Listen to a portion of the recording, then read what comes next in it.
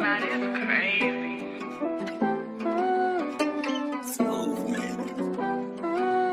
ain't got no love for her, she ain't got no love for me. She saying it's the thug for her, leave the house, gotta clutch my heat. I'ma pull out them dubs for her, I know no love come cheap.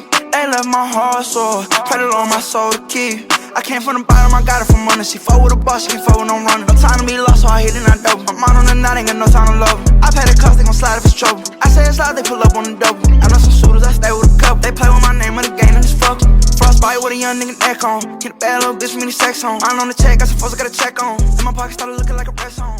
What's up, guys? I'm Landon from Shoeware, and today we're checking out the newest addition to Stephen Curry's shoe line, the Curry Flow 9 Warp the Game Day colorway. So first, thank you guys for stopping by to check us out. Feel free to drop a follow or subscribe wherever you're watching and give this video a like. We would greatly appreciate that. But checking out the box and the price really quick, you know, the Curry 9s are going to get the same box setup from last year. It's just really nothing too over the top. You're going to get a white box with this player logo on top, which is honestly pretty sweet. I'll explain it a little bit more here in a second what that logo means. But, you know, as for pricing, these did stay the same as last year's model at $160. So kind of tipping over into the higher end now, but, you know, still not bad at all, especially for the shoe, in my opinion. So taking a look at the appearance and the design for this shoe, this is Steph's second basketball shoe since taking over his own role within like Under Armour brand and kind of branching off a little bit to create his own line. So, I mean, up until now, like the 7 model is where they were like using the Under Armour Curry part. Like it was Under Armour Curry 1, 2, 3, all the way up to the 7. But last year's Curry 8 Flow kind of marked a new way that his shoes and his product are released. I guess the Curry Flow 9 is now going to be the second addition to that new line. So along with that, he's now going to be having a new player logo like I kind of referenced just a second ago. And, you know, personally, I think it's pretty sick. So if you follow the design, you can see the S and the C kind of mixed in there for his initials, which, you know, they pretty much do that for every single player. But this also meant to resemble a flashing like the three-pointer sign, which, you know, Steph gets to do pretty often, being the league's all-time three-point make leader now. And then that little extra mark that helps make the 3. I mean, just independently there, it's kind of meant to represent like the high wing on the court. So, you know, not everyone's probably going to love this design, but I think it was a really cool change from what's a more generic look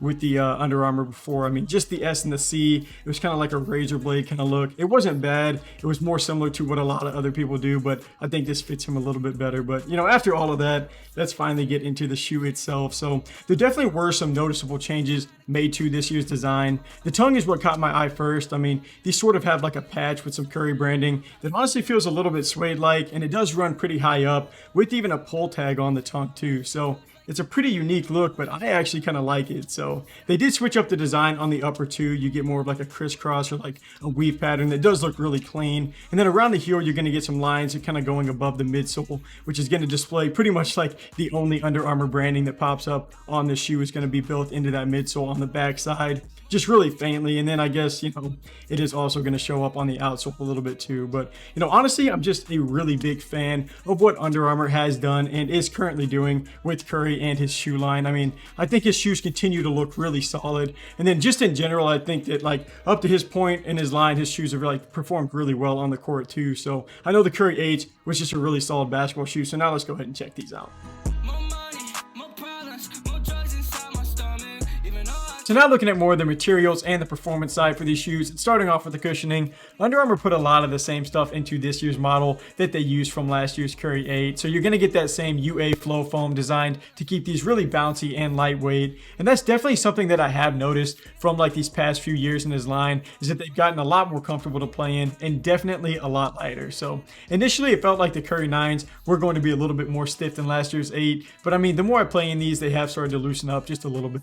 Some break-in time is going to be required though, but I mean, in all honesty, I do think the Curry 8s do offer a slightly softer feel than this year's model. But the foam in the 9s, I mean, it's still going to give you a really nice on-court feel, especially whenever you're landing from a jump. I mean, the impact protection is good, so nothing really to knock as far as like the cushioning on the Curry 9s, other than, you know, them losing a little bit of that super soft feel from last year's model from what I noticed.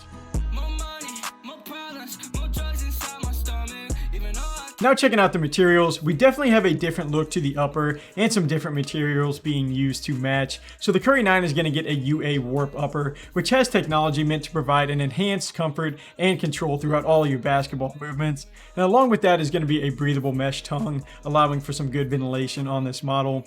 And then like I said, this weave model used on the upper, I mean, I think I did point it out in the appearance section, but it does give these a really clean look. And the Curry 9 does feel pretty different just compared to the 8 as far as like a feel. So on this year's model, I mean, your foot sits really secure within the shoe. I mean, whenever you slide these on and you get your foot all the way in the shoe, it just like kind of naturally locks into the design. And I think part of that is going to be from like a more firm and like molded collar compared to the one that was like kind of mesh and bendy on last year's model. The Curry 9 just kind of filled that in back there, and you know, it does give you a little bit more sense of security for your ankle. I did like that. And then talking about the support now, that is definitely an area that I think the Curry 9s did improve a little bit. So I mean, I did like the knit design that they used on the Curry 8s. I mean, there was nothing wrong with that. Definitely helped keep them really comfortable, but there was a little bit too much give to the upper on that shoe. I think this shoe mold, like for the Curry 9, just does a better job of keeping your foot from like moving around within the design. And then like I was saying, this is one of the lightest like basketball shoes I have ever played in. I actually think it might be the lightest because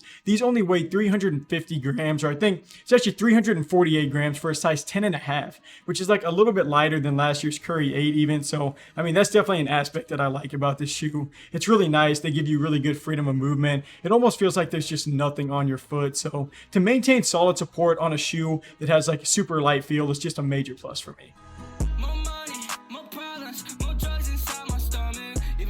To finish off with traction, this is easily one of my favorite pieces from last year's Curry 8, and it's going to stay that way for this year's Curry 9. These get a UA Flow outsole that Under Armour describes as durable. I haven't had any issues with my Curry 8s that use the same stuff, but I don't know if I'd call them like super durable there, especially for outdoor use. I don't know if I would personally trust it, but you know, with most other shoe brands, I am pretty critical of like a more random traction pattern. These kind of have that a little bit too, but the grip on these is just so nice. It doesn't matter. Like these get a hall pass because I mean, the last two shoes in Curry's line have had some of the better like on-court grip that I've ever felt. I mean, some other noticeable shoes that like have good traction that released recently would be like the Puma Mellow Ball 1s.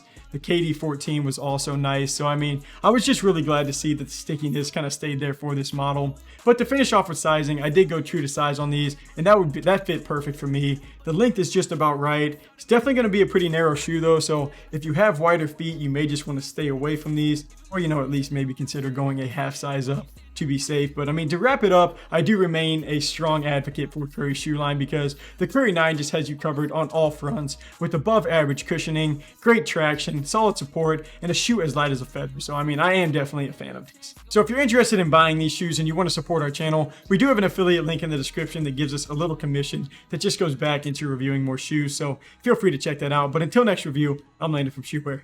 Peace.